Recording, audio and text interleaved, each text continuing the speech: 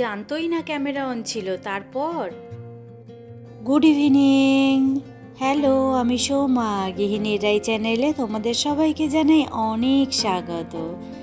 আজ আর সকাল নয়, আজ ভাবলাম আমি সন্ধ্যে থেকে ভিডিওটা শুরু করি। সকাল থেকে তো তোমাদের দেখানোই হয় যে আমি কি কি করি না করি, কিন্তু সন্ধ্যেবেলায় কি করছি না করছি সেটা তোমাদের সাথে সেইভাবে আর শেয়ার করা হয়ে ওঠে না, তাহলে তো ভিডিওটা অনেক বড় হয়ে যাবে। তাই আজ ভাবলাম সন্ধ্যে থেকে আমি কি কি করি না করি সেটাই তোমাদের সাথে শেয়ার করি। দুপুরবেলা একটু শুয়েছিলাম, তাই বিছানাটা এখন গুটিয়ে নিলাম। বাইরেটা বেশ সুন্দর লাগছে দেখতে, তার জন্য একটু বসে বাইরেটা দেখছিলামও। কিন্তু ওই যে সন্ধে দিতে হবে, তো বসে থাকলে চলবে না। গোধূলি বেলার আকাশটা দেখতে কত সুন্দর লাগে না, মনে হয় যেন বসে দেখতেই থাকি। কিন্তু এখন তো সন্ধে দিতে হবে, সন্ধে হয়ে গেছে। আর শুয়েছিলাম বলে তাই বিছানাটা একটুখানি ঝেড়ে নিলাম। উঠে আর ঝাড়তে ইচ্ছা করছিল না, তাই বসে বসেই যেইটুকু সামনে দিয়ে ঝাড়া ঝেড়ে নিলাম। এবারে ঘরটা ঝাড় দিয়ে নেব। বিকেলবেলায় তো ঘর ঝাড় দিতে হয়, কিন্তু বিকেলবেলা আর কোথায়, আমি তো শুয়েই ছিলাম বিকেলবেলাতে।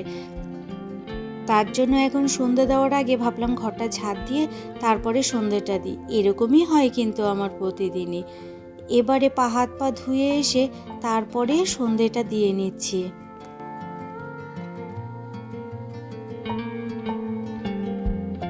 সন্ধেটা দিয়ে সারা ঘর ধূপকাঠি দেখিয়ে নিচ্ছি। জানো তো, আমার সন্ধেবেলা ছোবাটা দিতেই বেশি ভালো লাগে। সারা ঘর একটু ধুনোর গন্ধ হয়, বেশ ভালো লাগে। কিন্তু ছোবাটা না আমার শেষ হয়ে গেছে, এর জন্য আর দেওয়া হয়নি। আজ জানো তো সন্ধেবেলায় খুব ফুচকা খেতে ইচ্ছা করছিল, কিন্তু আমাদের বাড়ি থেকে যেখান থেকে আমি ফুচকা খাই সেই জায়গাটা অনেকটাই দূর, প্রায় 10 মিনিটের হাঁটা পথ। আর রাই তো অফিসে গেছে, আর আমি একা একা অতটা গিয়ে খেতে একটুও ভালো লাগে না। তার জন্য ভাবলাম ঘরেই ফুচকা বানিয়ে নিই। তাই একটা বড় দেখে আলু প্রেসারে দিয়ে দিলাম, এটা সিটি পড়তে থাকুক। ততক্ষণে চলো, অনেকগুলো আজকে জামা কাপড় কেচেছি, সেইগুলো তুলে নিই। এই বেলকনিটাতেই মেলে রাখি বলে তোলার অত তাড়া থাকে না, আর যদিও বা কিছু ভেজা থাকে সেটা ভেতরের দড়িতে মেলে রেখে দিই।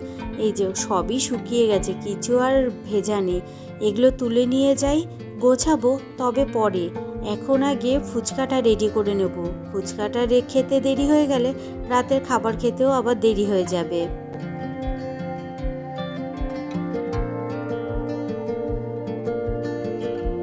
মেয়েদের সকাল বলো আর রাত্রি বলো, রান্নাঘরে তো আসতেই হবে, কাজ করতেই হবে। আর আজকে আমার রাতে আছে রান্না, ভাবলেই আমার কষ্ট হচ্ছে। রাতের রান্না আমার একদম করতে ভালো লাগে না জানো। কিন্তু আজ সকালে যা রান্না করেছিলাম তা দুপুরের মধ্যেই শেষ হয়ে গেছে, তার জন্য রাতে কিছু একটা রান্না করতে হবে। আর এদিকে দেখো আলু সেদ্ধটাও আমার হয়ে গেছে।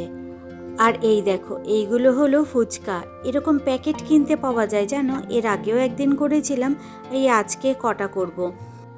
একদিকে খুব সুবিধা জানো, যদি বাইরে যেতে ইচ্ছে না করে, ঘরে একটু টুক করে আলু সিদ্ধ আর একটু তেঁতুল জল করে নাও, তাহলেই ফুচকা কিন্তু একদম রেডি। আর এই যে এইগুলো তেলের ওপর ভাজলেই একেবারে হয়ে যাবে গোল গোল বড় বড় ফুচকা। দেখো কি সুন্দর হয়েছে, খেতেও কিন্তু আলাদা কোনো পার্থক্য নেই, খেতেও একই রকমই স্বাদ। তার জন্য এই প্যাকেট একটা আমি ঘরে এনেই রেখে দিই। তবে একটা কথা মানতেই হবে, বাড়িতে যতই যত্ন সহকারে ফুচকা করো না কেন, ফুচকার দোকানের ওই আলু মাখা আর তেঁতুল জল তার তুলনা হয় না। কি যে এমন দেয় ভগবান তা জানে। তবে আমি আজকে ফুচকাটা বানিয়েছি, খেতে কিন্তু মন্দ ছিল না, বেশ টেস্টি হয়েছিল। দেখো এক বাটি আমার ভাজা হয়ে গেছে। ফুচকাটা ভাজতে ভাজতে এখানে আমার আলুটা একদম ঠান্ডা হয়ে গেছে। আর দেখো আলুর খোসাগুলো এখন ছাড়িয়ে নিলাম।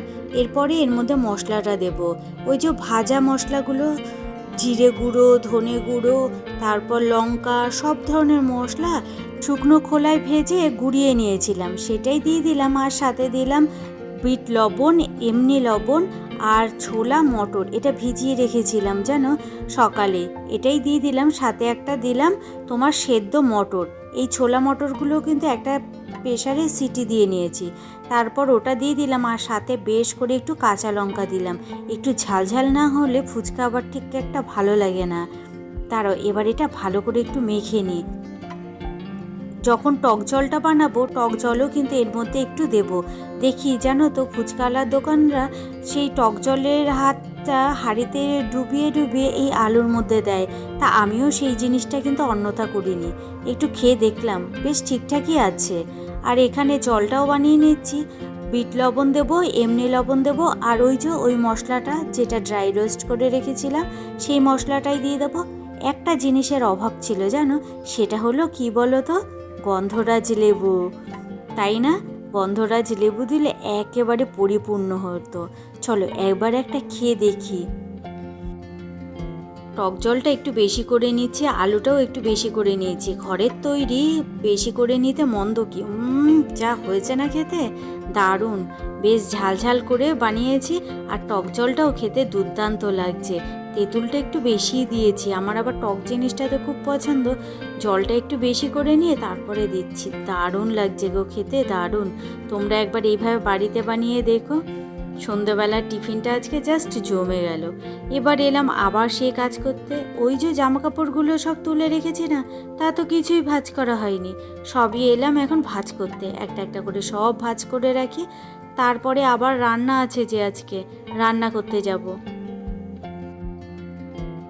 জামা কাপড় আজ অনেকগুলোই কেচেছি জানো তো। আগে রায়ের জামা কাপড় আমার কাচতে হতো না, ও নিজেই কেচে নিত, কিন্তু এখন আর সময় করে উঠতে পারে না, তাই আমিই কেচে দিই সব কিছু।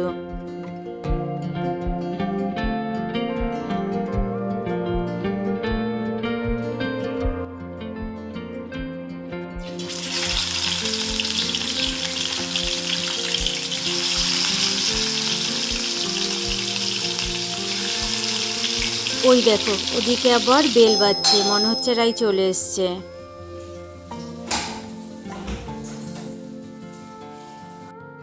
মাছ ভাজা তো ওখানে বসিয়ে দিয়েছি, চলো এবার মাছটা রান্না করে নিই।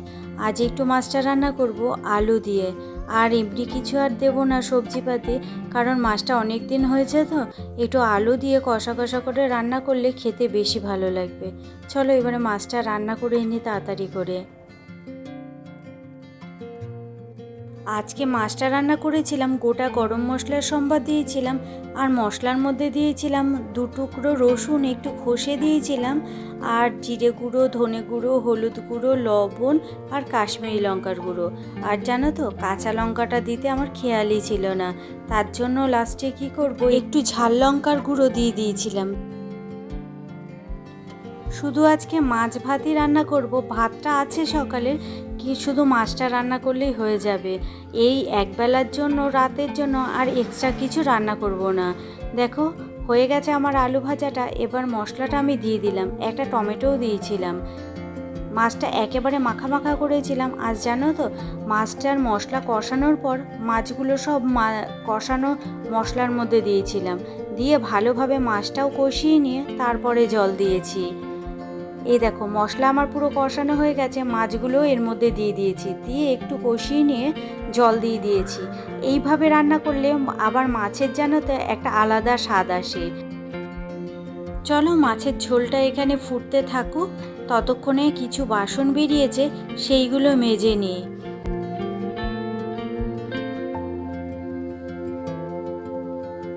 রান্নাঘরটা আমার জানো তো খুব তেলচিটে হয়ে যায়। এই যে জানালাটা বন্ধ দেখছো না, এই জানালাটা দিয়ে খুব হাওয়া আসছে, আর গ্যাসে লাগছে, তাতে গ্যাস নিভে যাচ্ছে, কিন্তু ওই যে তেল চিটে চিটেগুলো সেইগুলো ঘরে চারিদিকে ছড়িয়ে যাচ্ছে, এই করেই ঘরটা বেশি ময়লা হয়ে যায়।